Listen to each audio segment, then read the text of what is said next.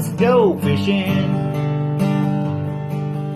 Just where we'll point that boat, nobody knows. Well, we don't know if it's gonna be feast or famine. So sit your ass back and enjoy the Big John Show. Let it go! Watch that stump over. What's up, lifers? How y'all? I know a bunch of y'all were interested in my bag, and I know a few people have told me, you know, you really need a med kit, like a first aid kit. Well, you can go buy a boo-boo kit at Walmart. You know, got some Band-Aids in it, some cream and all that. I'm gonna get one of those. But I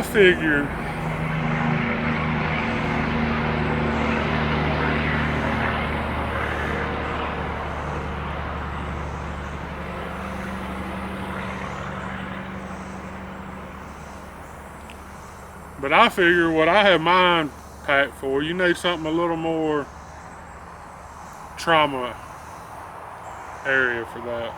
Because if I get hurt, I'm gonna get hurt good. I don't just get little finger cuts. If I do, I don't even say nothing about it, just keep going. If it's something bad enough to lay me down, it's something like this. I don't know if y'all can say that on camera.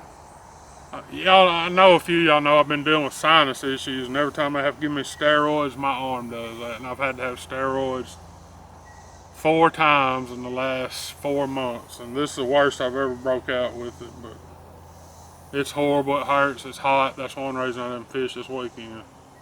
It was a little bit cooler, but I just didn't want to be out in the sun with it, because sitting out here it's got way redder than it was earlier today. But like I'm saying, with the medic kits, and I'm gonna talk bad about a bunch of people and they're gonna get their ass hurt, but I don't care. Okay, trauma. Just a second. Let me get it stood out what I want to say.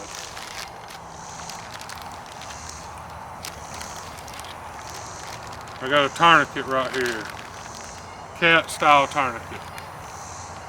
If life has got to the point where you're using a cat style tourniquet, that means you've got a bad arterial bleed, a severed artery somewhere. That is the only time this should be used, and you should manage the time. You should know right down exactly when you put it on, where when they're trying to fix them, they know if it's just cut the limb off or if it's, you know, they can still save it. I got this off of Amazon. I have it linked. It's I think I paid like 13 or 14 bucks. You get one cat tourniquet, get a pair of these, you know, cut clothing off, cut whatever you need to. And it's got a, let me open that, y'all probably won't see that. I put it together. Hell, how about that? How about that? Meet you out back. We just put it all the way together like it's supposed to be. Me, myself, I don't think this cat tourniquet's gonna fit in there. But anyway, I'm building some trauma bags. And it's got instructions in there, and see if you can get them instructions in there, because like cutting off circulation, awesome. No one filming videos and be out here doing that. Awesome. Just bad as a fucking dog. But when you cut the circulation off of one of these cat tourniquets, you're talking less than hours to the point where they're finna cut limbs off anyway. So, like I say, know where to use it, know how to use it, watch a video or two. It would be handy if before you made the video, if you put it in the package that it went in. But everybody knows how a tourniquet works. You wrap it up and you tighten that stick, you hold that stick. Everybody knows how that works. If you don't, you don't need to have one. Some of y'all probably don't need to have one. I probably don't need to have one. Honest to God, if I'm by myself and it doesn't got that bad, I'll probably just let myself bleed out. Because I'm generally too far to get to a hospital and save a limb anyway. So.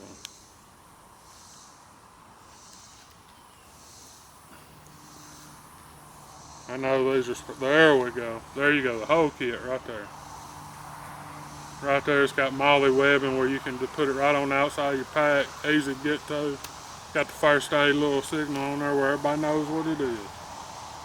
Alright, we talked about it. Like I say, good to have one, very bad to have to use one. If it's done got to the point where you're having to use one, somebody's probably finna lose a limb. There's a better option right here, which I will not take it out of the packaging. Compression bandage. This is a Israel, yeah, I think it's what they call them, Israeli pressure bandages.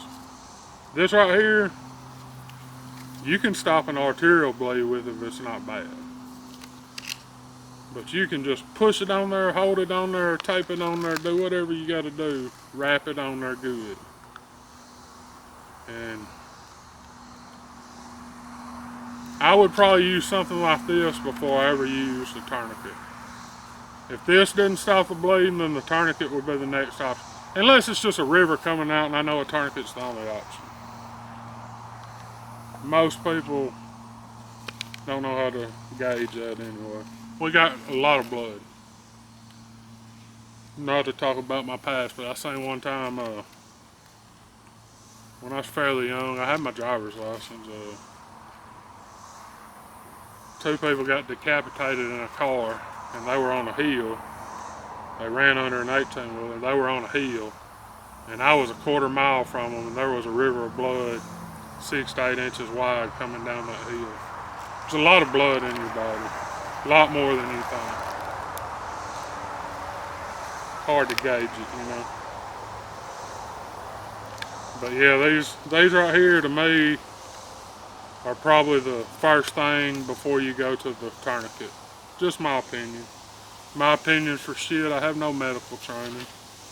I'm sure some of y'all guys are in the military and y'all got a little training with them, but just what I know, how the body works. We don't need to use that tourniquet till that's the only option. But have one, because if it is the only option, you want to have it.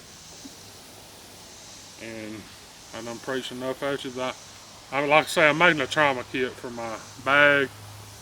I'm gonna try to get a chest seal. I know some of y'all know what that is, but it's just a bandage that seals off on 3 sides, and every time you breathe in and breathe out, it'll vent air. Because if you don't do that and you got a hole in your chest, you'll collapse your lungs. You know, it's got a chest seal. And I'll have a few gauze and maybe some powder stop bleed, but you know, that's gonna be about it. Truly, if you're in the woods by yourself and you don't hurt yourself bad enough where you need a tourniquet or an Israeli bandage or a chest seal, you probably ain't coming home anyway. Be real with it.